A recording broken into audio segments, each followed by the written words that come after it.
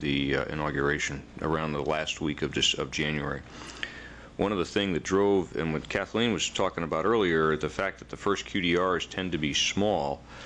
If you look back to 2001, one of the things that drove the size of that QDR was when they actually started doing the QDR. To General Mahan's point a minute ago, there weren't a whole lot of the folks on the team, as it were, that were confirmed. So there was only a small group of people around the SecDef that were confirmed. That makes it easier if you come into that office with an agenda, and you're going to try to get the agenda forward. It's easier to do that with a smaller group of disciples than it is with a larger organization. So there's a number of kind of human dynamics that cause the size of the organization to be what it is. But anyway. I don't see anybody waiting at the microphone, so I have one final question, and it's kind of an observation. Just going to kind of pose it this way. We've talked a lot about money, and we talked about the 3.8% of the GMP is now going to the DoD budget, roughly. The QDR has both a near-term and a long-term perspective, and there's a bit of tension between what one looks at and how one looks at it between those two features. Just to throw out some numbers, I'm rounding everything ever so slightly upwards, but this year we're going to have, just on budget, a $500 billion deficit for FY09, plus all the things that we know about from the last 3 weeks that are off budget, which may or may not result in deficits. And those track into the hundreds of billions, if not trillions of dollars. We have almost a $10 trillion federal debt. We have a $54 trillion unfunded long-term liability. And people like David Walker, the former comptroller, and Peter Peterson, who now heads the Peterson Foundation, have taken on as a big task this making the American people aware of these long-term unfunded liabilities. As I hook back to what does it mean now? You're looking out 20 years, but we're looking at things, for example, 20 years from now, the projections are that the interest on the federal debt will be the single biggest component of the federal debt. Right now, again, rounding slightly upwards, just ever so slightly, there's 5 components of the federal budget. Got the interest, which we just said will be the biggest part of the debt 20 years from now, when what you might be looking at comes about. And then we've got Social Security as another component. And then another component combined is Medicare and Medicaid. And that makes up 2/3 of our future deficits and budgets. And it's growing.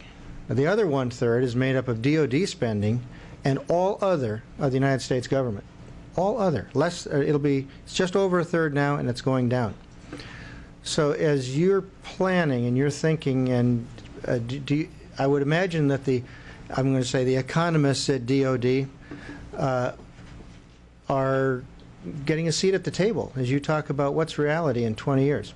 That's just an observation. Could I just ask the panel to give their thoughts? Well, okay, a couple of things that occur to me when you say that. First of all, I think that right now the Department of Defense budget has now passed the point where most of the budget is non-discretionary. It's stuff that we can't do anything about. Okay, it's over 50%. I think it's 60. Don't quote me on the figure, but it's up in that area. So most of the budget now is non-discretionary. What is discretionary are programs. It's the stuff that we buy. Now, the biggest expense that we have on the non-discretionary side is manpower. So we are doing a couple of things now. We're increasing the size of the Army and the Marine Corps for good reasons. Those reasons, I would suggest, are based as much on the policy of what we are doing right now in Iraq and Afghanistan, because quite frankly, that's what's keeping us there, is the policy. It determines, it's just determined by at the executive level. So one of the things I think you're going to see is the economy is going to begin to have an effect on the way America deals with the rest of the world, because it may not be. We may actually have to be conscious of how much it costs for us to do the things that we do. So in that regard, I clearly think that it is going to have an effect. The other flip side of it is, as somebody mentioned before, since 2001, just as an example, our budget that year was $286 billion, plus or minus $1 billion or $2 for DoD. This year it's going to be $586 billion plus or minus a couple, and then you're going to add in the supplementals, which is going to drive that up another couple of $100 billion. So if you think about the growth in the Department of Defense, I mean, we in the services, we all say that, well, we need more money to do X, Y, Z. This has been the biggest growth that we've had in an awful long time, and I think it even surpasses the defense buildup during the Reagan years. So you're taking the DoD and you're kind of putting them on an intravenous tap here of morphine, and then all of a sudden you're going to pull a plug out, and clearly I think that's what people are concerned about. So even if, as the folks that are running for office are talking about maintaining or increasing the size of the armed forces, down the road somebody's going to have to make some hard decisions. Even if you don't increase the Department of Defense budget, even if you just cap it where it is now, you have effectively pressurized it, because we've been increasing at X rate for the last 8 years or 7 years. So even just to say that's it's capped right now, will have an effect on what's going on, and the effect in DoD, I would suggest, this is an extraordinarily difficult problem, and I don't mean to oversimplify it, but at the end of the day, you're going to have to make a choice between manpower and technology, between things and people, and you're just not going to have enough money to do both. And yet we've been talking about the kinds of conflicts, the kinds of things out in the world, and all of that sort of leads you towards a force that is forward deployed, that is present, whether it's a Marine Corps, a Navy, an Army, or an Air Force, but that we are engaged in the world. That takes people to do that. It also takes things, vessels, aircraft, trucks, whatever, boats that are new enough to be able to do that kind of thing. So you've got a problem with you've got an issue with recapitalization, not of only what's in the war now, but the point that was made earlier about the tankers and some of the airlift that we've got. So that's, I think, where the crush is going to come, and quite frankly, it probably is going to occur within the next couple of years as the reality and when the hangover wears off at the end of the inauguration. So.